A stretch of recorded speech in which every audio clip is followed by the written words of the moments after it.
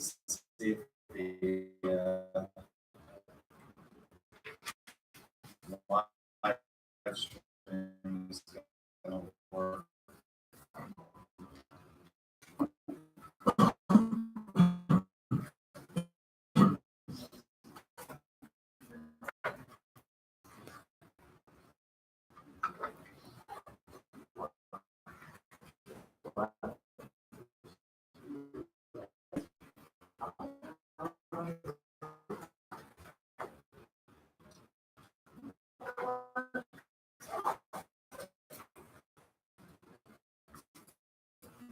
All right. So hopefully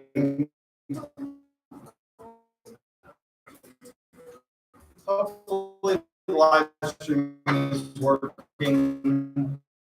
Looks a little disjointed from here, but I do have this lecture on video from previous class sessions, so you can always watch it. It doesn't happen.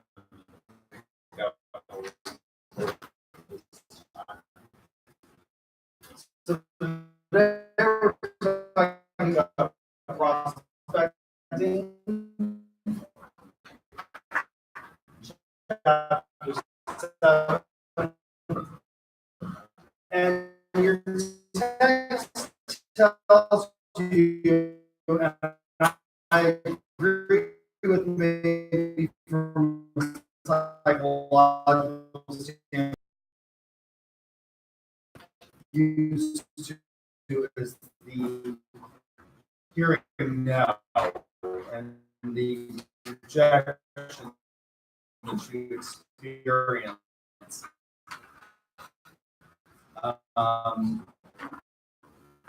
In the sales career, you're going to hear a lot of no's. 80% of the time, sales is going to be more difficult than just presenting your product.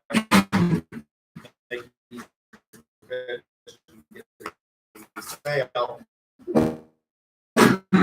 But from an actual work standpoint, I think prospecting is one of the hardest things for sales people to do. And the reason I think that is because A, it's a lonely endeavor, and most salespeople tend to be extroverted. They tend to be type A personalities, and so they want to be around people. And it's fun to present, and it's fun to go out and travel and do this kind of thing. I think for most salespeople, but prospecting is a lonely job. It's one that involves research and it's kind of tedious. And so it's really important, but it is one of the more difficult things that I think salespeople have to do in terms of workload, in terms of psychological resistance to psychological factors, the having to overcome the no or the objections may be psychologically difficult, but from just an actual grinding workout, I think prospecting is one of the most difficult, and it's particularly difficult, I think, for your generation because you have been programmed to hear things in about 30 seconds sound. We have really trained you, starting when the age of television, seconds on television are fairly short. And by the way, one of the things the study shows is that although you say you don't like ads, they actually increase your enjoyment of a program because they cause you to stop focusing. You reach a point in watching a program where you get homeostasis, you start to predict what's going to happen next in the program, and the ad breaks that train of thought. So we're trying to hear things in very short bursts, and prospecting can take a lot of time. So prospecting is the search for qualified qualification of potential customers. There are a number of definitions to use. Lead is the name of any person you may be a potential customer. And for lots of products, that's everybody. You're selling, consumer packaged goods. Anybody can be a user of consumer packaged goods.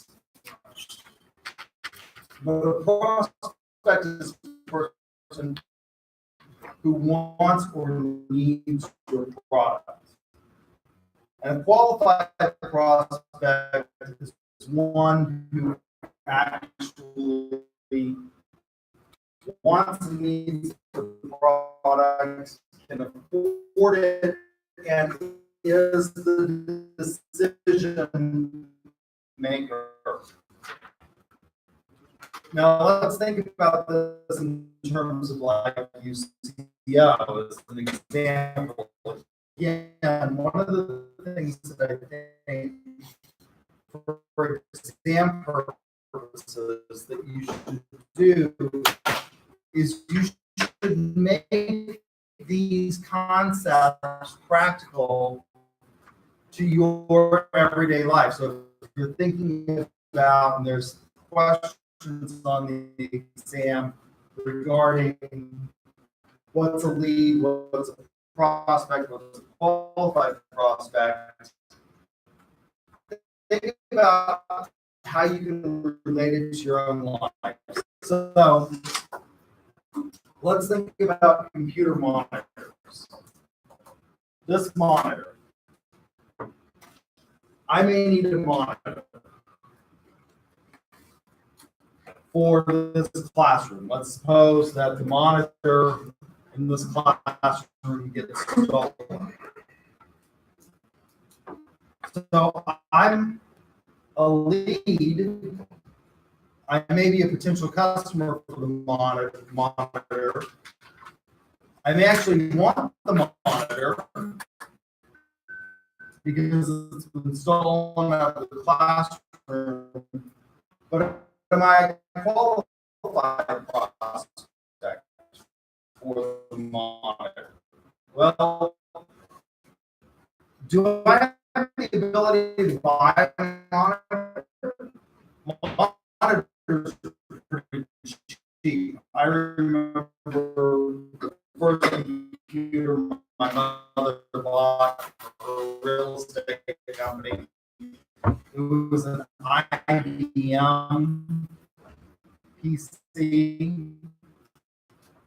They ran off of these big, and they were actually the little icon that you have to save stuff as a floppy disk. And they actually used to be floppy. They used to be these big things that were about this size, and you put them in the computer, and that's how you ran the computer, and you save stuff on these magnetic disks. And then they became smaller and they became harder because the floppies were easy to damage. And so they made it a little bit better. 3x5 or something plastic disc. And that's still the icon that's used to represent saving in a lot of programs like Word and Excel. You get a little disk thing. That's a throwback to this time. Well, that first computer had a screen that was huge. I went way back, had to, it was green. That's the color that it comes up on the screen, and it didn't have graphics or anything like that. And they were enormously expensive. The computer itself, I think, along with the printer, was something like $2,000, among others, on the whole thing. So, and the printer was this dot. It was not a dot matrix. It was actually one that would do type ready. It was called Diablo, and it had this little daisy wheel, and it would actually hit the daisy wheel like an old-fashioned typewriter would, and it was so loud that you had to have its own box for this device so that it didn't drive everybody crazy in the office as you were printing out contracts for real estate. And that was a huge improvement over what had come before, which was you had to write it down by hand, type it up. And if there was a mistake, it was difficult to go back and fix, because in those days, real estate contracts were printed in triplicate or quadruplicate.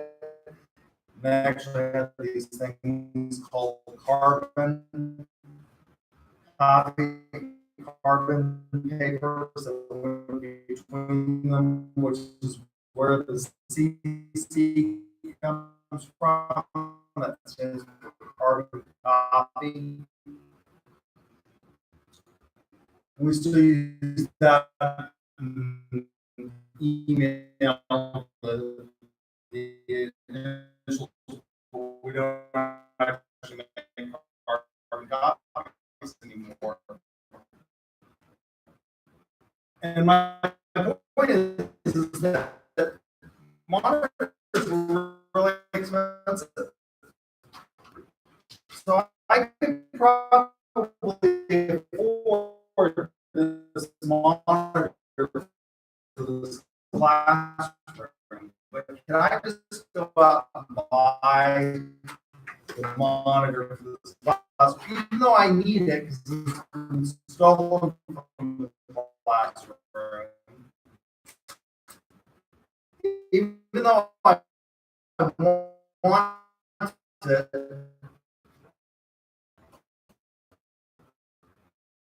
and I have the ability to buy what's a monitor like this cost if you went to Walmart. Maybe $100. I mean, you can get monitors really, really cheaply now. It's kind of amazing.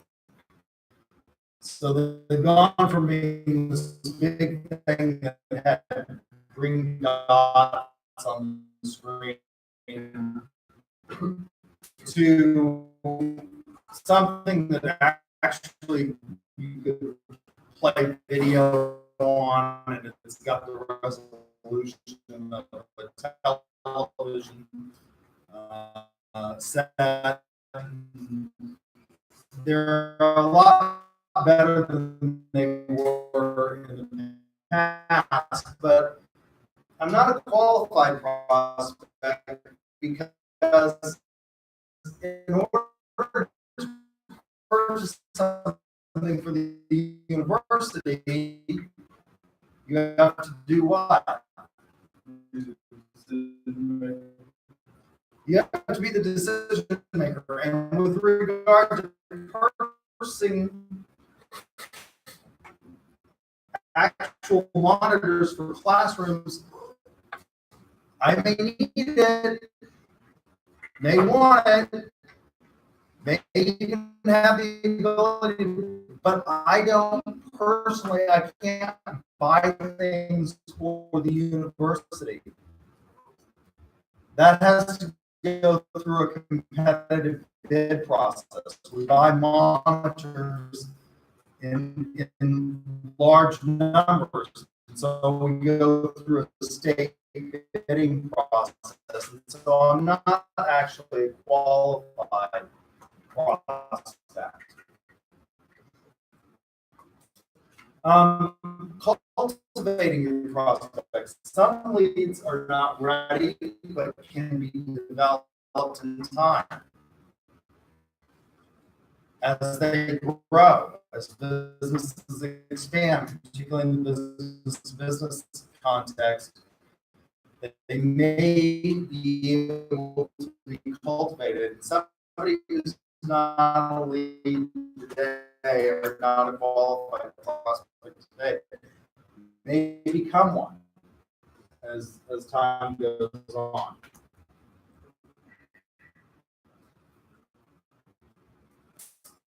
So how do you qualify? Your text suggests that you use the management approach. Money, approachable, desired, decision maker, eligible. Do they have the money to buy?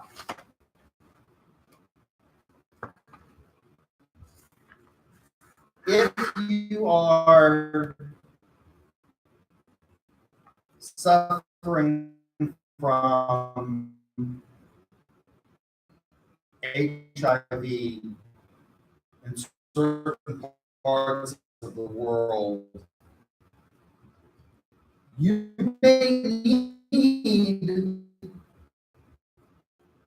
the drug cocktail that will prevent you from dying. This is, people are living an enormously long period of time with HIV. How long has Magic Johnson had HIV?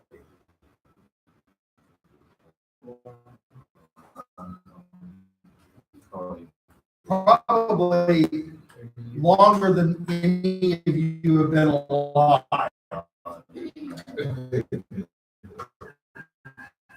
But I think he's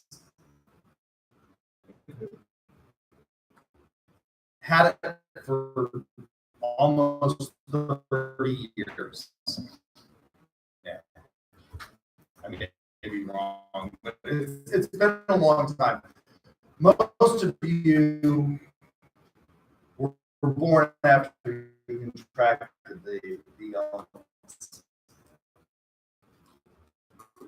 At the time that he contracted it, it actually was kind of a death sentence. It's not anymore in many respects. I would suggest to you that you don't want to get it, but should you contract it, it's not necessarily going to mean that you're going to die in 2 years, which is what it contract the average. Which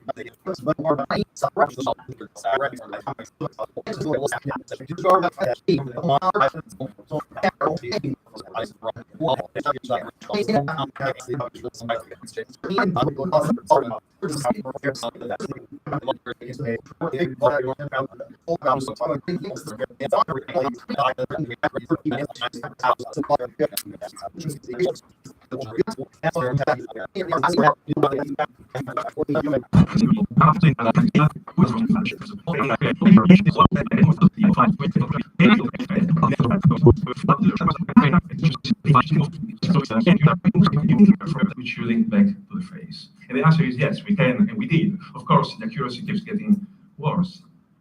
But in fact, we even decided to develop an iPhone app, which uses the phone internal camera to take a shot of a subject and then upload it to a cloud and then do what I just described to you in real time. Looking for a match, finding public information, trying to infer sensitive information, and then sending it back to the phone so that it is overlaid on the face of the subject. An example of augmented reality, probably a creepy example of augmented reality. In fact, we didn't develop the app to make it available, just as a proof of concept. In fact, take these technologies and push them to their logical extreme. Imagine a future in which strangers around you will look at you through their Google glasses or one day their contact lenses and use 7 or 8 data points about you to infer anything else which may be known about you. What will this future without secrets look like? And should we care? We may like to believe that the future with so much wealth of data will be a future with no more biases. But in fact, having so much information doesn't mean that we will make decisions which are more objective. In another experiment, we presented to our subjects information about a potential job candidate. We included in this information some references to some funny, absolutely illegal, but perhaps slightly embarrassing information that the subject had posted online. Now, interestingly, among our subjects, some had posted comparable information, and some had not. Which group do you think was more likely to judge harshly our subject? Paradoxically, it was the group who had posted similar information, an example of moral dissonance. Now, you may be thinking, this does not apply to me because I have nothing to hide. But in fact, privacy is not about having something negative to hide. Imagine that you are the HR director of a certain organization and you receive resumes and you decide to find more information about the candidates. Therefore, you Google their names, and in a certain universe, you find this information. Or in a parallel universe, you find this information. Do you think that you would be equally likely to call either candidate for an interview? If you think so, then you are not like the US employers who are in fact part of our experiment. Meaning we did exactly that. We created Facebook profiles, manipulating traits, and then we started sending out resumes to companies in the US. And we monitor whether they were searching for our candidates and whether they were reacting to the information they were finding on social media. And aware, discrimination was happening through social media for equally skilled candidates. Now, marketers like us to believe that all information about us will always be used in a manner which is in our favor. But think again, why should that be always the case? In a movie which came out a few years ago, Minority Report, a famous scene had Tom Cruise walk in a mall and holographic personalized advertising would appear around it. Now, the movie is set in 2054, about 40 years from now. And as exciting as the technology looks, it already vastly underestimates the amount of information the organization can gather about you, and now they can use it to influence you in a way that you will not even detect. So as an example, this is another experiment actually we are running, not yet completed. Imagine that an organization has access to your list of Facebook friends. And through some kind of algorithm, they can detect the 2 friends that you like the most. And then they create, in real time, a facial composite of these 2 friends. Now, studies prior to ours have shown that people don't recognize any longer, even themselves, in facial composites, but they react to those composites in a positive manner. So next time you are looking for a certain product and there is an ad suggesting you to buy it, it will not be just a standard spokesperson. It will be one of your friends.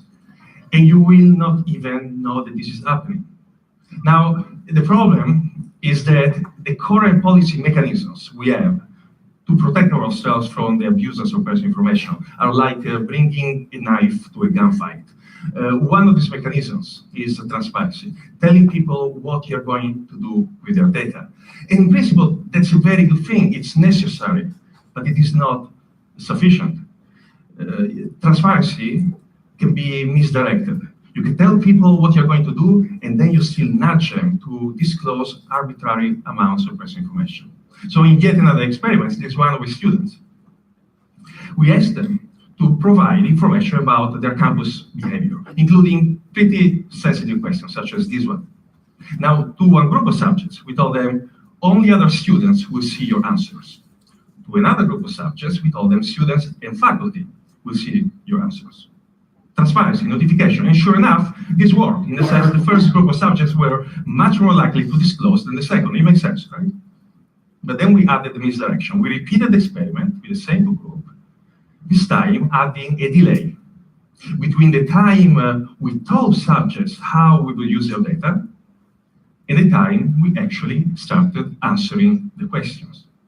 How long a delay do you think we had to add in order to nullify the inhibitory effect of knowing that faculty will see your answers? 10 minutes? 5 minutes? 1 minute?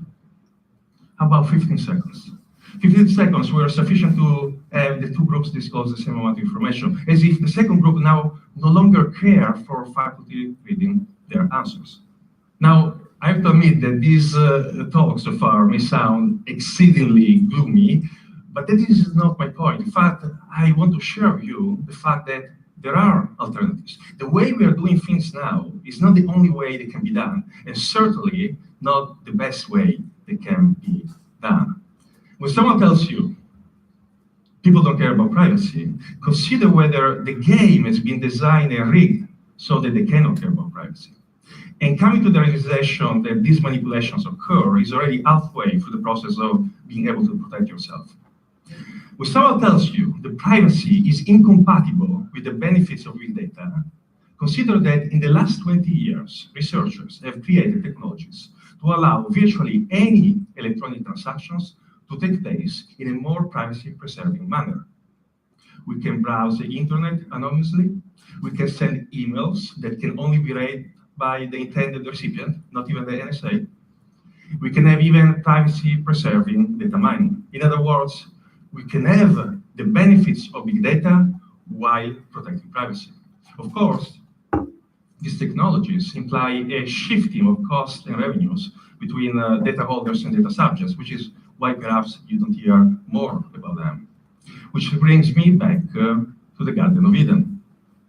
There is a second privacy interpretation of the story of the Garden of Eden, which doesn't have to do with the issue of Adam and Eve feeling naked and feeling ashamed.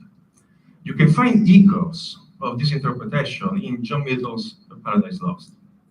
In the garden, Adam and Eve are materially content. They're happy, they're satisfied. However, they also lack knowledge and self-awareness.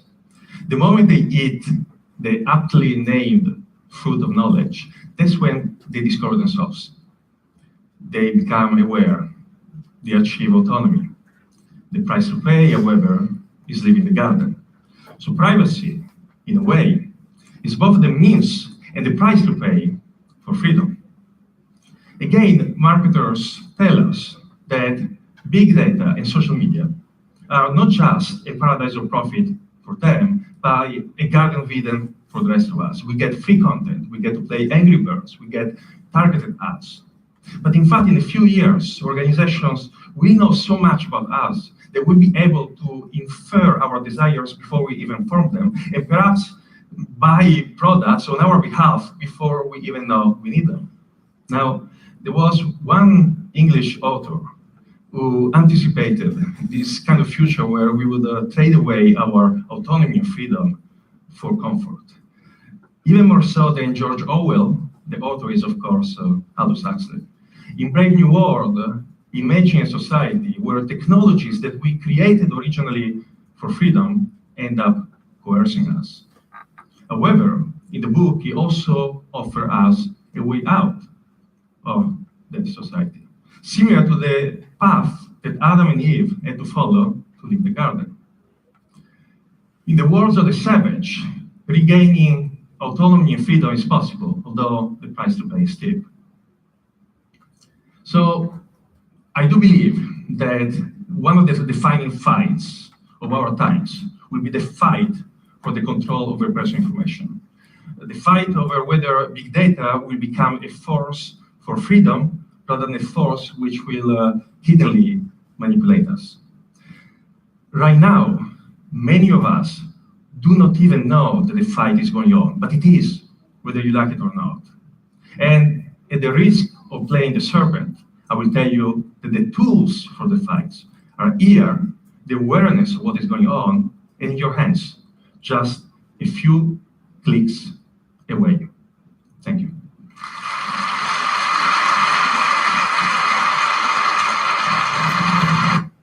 Okay, so as powerful as that is, this video is out of date considerably. And there's one big clue that it's out of date. If anybody can tell me what the big clue is as to why this video is already out of date, I'll give you 10 bonus points on the second exam. Yeah. Maybe potentially the iOS software that they were running. No. I thought it was Angry Birds. Angry I Birds? thought it was. I'll give you 5 points for that answer. 'Cause Oh, really? people still play Angry Birds, but that's I didn't think about that one. But yeah, Was it before the NSA got exposed? no. I was gonna say that. Yeah. I don't think this is what you're looking for, but he said the dates. Like he said that He did. He gave you the dates of when Minority Report, so I'll give you 5 points for that, but that's not the most obvious one. We use Facebook. No, Facebook is still the most popular and prevalent social media site today. It may be decreasing, particularly in use among your generation, but it's still the most frequently visited to this day. And they've just got a huge built-in, they had predicted that social media sites would fade away within 2 to 3 years, that they would pop up and they would fade away. That has not happened with Facebook. They're still increasing. Now, they're maybe, particularly among your generation, losing prevalence, but it's still the vast majority. How many of you have a Facebook account? How many of you check it regularly? The vast majority of you still check it regularly. No, that's Minority Report is still, that's. All right, so I gave some people points. The way you can tell is that he makes a reference to people will look at you through their Google glasses. What happened to Google Glasses?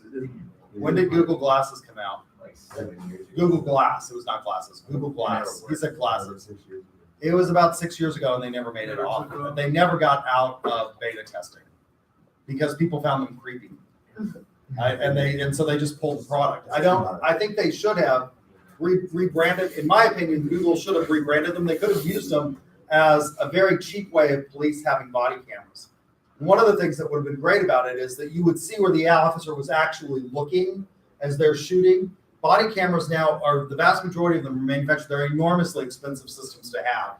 The vast majority of them are actually manufactured by Taser, and very expensive for small departments to install, but Google Glass would have been a great product for police departments to use. So I thought they should have repositioned themselves as a more business or something like that orientation rather than just a social deal, but Google Glass failed. So that's one of the ways. So you can see how you can use this information to prospect and come up with very powerful things. So what I want you to do is in your groups, I want you to assume that you work for Paycom. And the reason I'm using Paycom is because if you don't know what Paycom is, that's the product for those of you who want to participate in our internal sales competition in November, which I think is the 17th. I think I sent out an email on that.